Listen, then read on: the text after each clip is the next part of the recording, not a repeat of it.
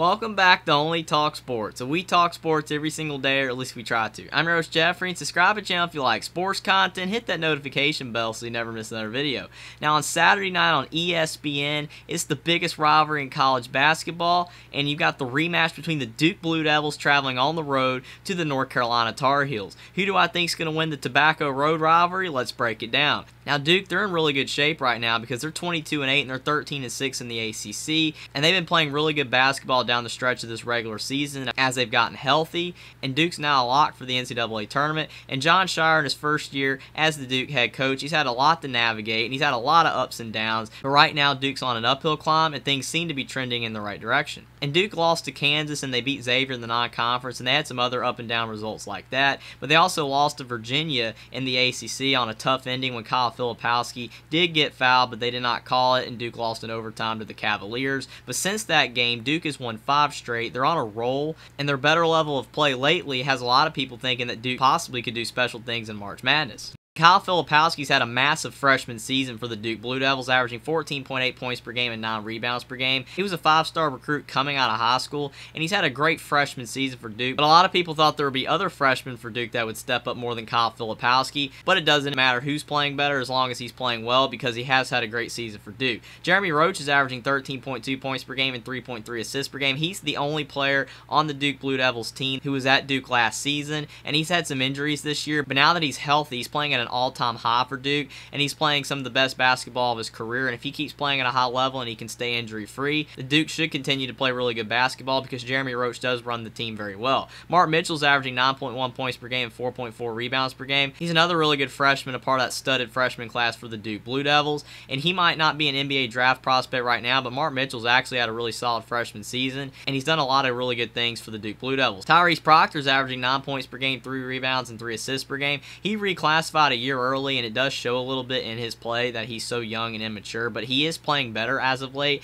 The more experience that he does gain for the Duke Blue Devils, if he does return for the next season and doesn't go to the NBA draft, then he will continue to improve. But even if he does declare for the draft, I think he will be a solid player because he does have all the tools to be a great player, and he is starting to show it more and more for the Blue Devils. And Dariq Whitehead's averaging 8.2 points per game and 2.4 rebounds per game. He's been injured a lot this season, but when healthy, he can be a fantastic player. That would have been a lottery pick if he hadn't got injured, but who knows, maybe he can climb back up the NBA draft rankings. But he is still having a solid freshman season for the Blue Devils when healthy. And Duke's also getting great contributions from Ryan Young, the Northwestern transfer, Derek Lively, another one of the star freshmen for Duke, who's a great shot blocker, Jacob Grandison, the Illinois transfer, and Jalen Blakes. And overall, Duke has a talented team. They are young, but they do have some experience through the transfer portal. And if Duke keeps playing at a high level, then Duke could be a great team down the stretch of this season. And they are averaging 72.1 points per game, and on defense, they're only giving up 64 points per game. Duke's a fantastic defensive team. That's been the strength for the Blue Devils all season, and that's why they've gotten a lot of big wins when possibly they could have lost if they weren't playing so well on that side of the ball. But Duke's offense, they have struggled at times, but they are starting to pick it up as of late.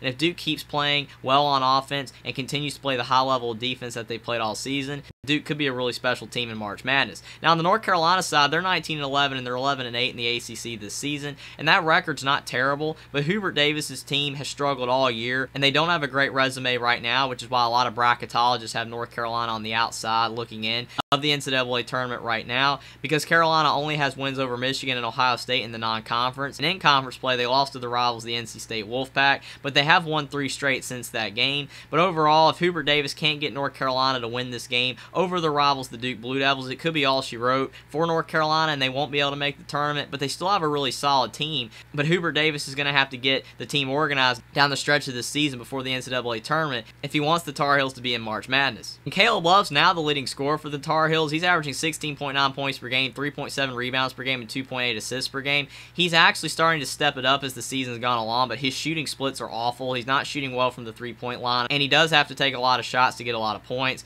But when he's clicking, he's still a great player and a potential NBA guard, but consistency's been the big issue for Caleb Love. Armando Bacot's averaging 16.5 points per game and 10.8 rebounds per game. He's playing at a high level this year, maybe not as high of a level as he was last year, but overall, North Carolina needs to get Bacot more involved in the offense because he is a fantastic player. RJ Davis is averaging 15.8 points per game, 5.1 rebounds per game, and 3.3 assists per game. He's played consistently well more often than Caleb Love this season, and he is shooting the ball better overall, and he's led the team in assists this season. season, but he's still been a bit inconsistent. But if Carolina can get both Caleb Love and RJ Davis clicking at the same time, then North Carolina could still be a dangerous team. Pete Nance is averaging 10.3 points per game and 6.1 rebounds per game. He's starting to step up his level of play as of late, and that's going to be huge for the Tar Heels' prospects of making the NCAA tournament, because Pete Nance is directly filling in the spot that Brady Manek had for North Carolina last year, and Brady Manek was a big reason the Tar Heels were dangerous last season. So if Pete Nance can keep up this higher level of play, then maybe North Carolina can make the tournament and still do some special things. Leaky Black's averaging 7.4 points per game and 6.4 rebounds per game. He stepped up his offense this season, and he's still a really good defensive player, but North Carolina needs more scoring from him, especially with the inconsistencies of North Carolina's other players. And North Carolina is also getting contributions from Puff Johnson, DeMarco Dunn, and Seth Trimble, but overall North Carolina's bench is a lot weaker than Duke's, and North Carolina does not have as much depth, and they rely a lot more on their starters than most teams do in college basketball. In North Carolina, this season's averaging 77.1 points per game, and on defense they're giving up 71.6 points per game. North Carolina overall is a really good offensive team, even though they have been inconsistent this season. They get to the foul line really well, and when they're making shots, they can be a great offensive team, but on defense they have struggled mightily, and that's been the big issue for North Carolina trying to get close wins, because when they're not defending at a high level, then the teams are able to score very easily on North Carolina, and it makes them have to score more points to win. So if North Carolina still wants to be a really good team at the end of the season, they're going to have to step up their level of play on defense, because their offense won't be able to bail them out if that's the case, and they won't be going really far this March. So who do I think is going to win the rematch of the best rivalry in college basketball? Duke's in really good shape right now because they've already beat North Carolina this year. They're already a lock for the NCAA tournament,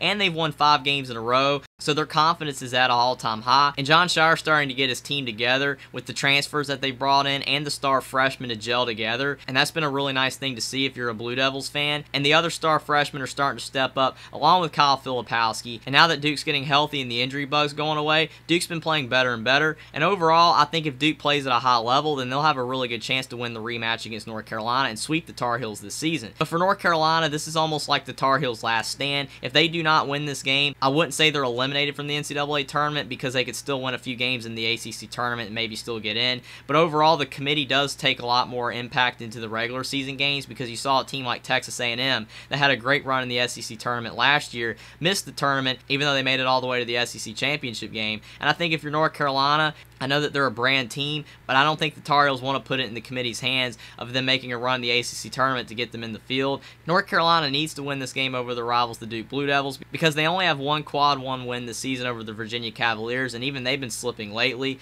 So if North Carolina wants to make the NCAA tournament, then they really need to beat the Duke Blue Devils. And if that's not motivation enough, North Carolina shouldn't want to get swept by Duke either. And this is at North Carolina, so if North Carolina wants to have pride in this game and beat their rivals, and if North Carolina wants to make the NCAA tournament, then they really need this game. And Hubert Davis has to hammer that home to his team. If Hubert Davis is going to really show that he's a good coach and get more North Carolina fans back on his bandwagon after he's lost a lot of support this season, then he has to rally his veteran team together and find a way to get his experienced players to beat the star freshmen of the Duke Blue Devils on their own floor. And I think if North Carolina can do that, then they'll have a really good chance to win this game. But this game's definitely going to go down to which rival team plays harder. But I think North Carolina's going to get the job done, and I'm going to go with the North Carolina Tar Heels to beat the Duke Blue Devils 73-70 in this Tobacco Road rivalry game. I think Duke can win this game, but I think North Carolina is going to be the more desperate team, and they have to be if they want to make the NCAA tournament, and they shouldn't want to get swept by their rivals Duke either. And even though Duke is more talented than North Carolina with all their star freshmen, North Carolina has more experience, and even though they have struggled this season, this game is at the Dean Smith Center, and the home crowd always shows up way harder for the Duke games, and this rivalry's basically been 50-50 in the last 100 games, and I don't think North Carolina is going to want to start having Duke win more often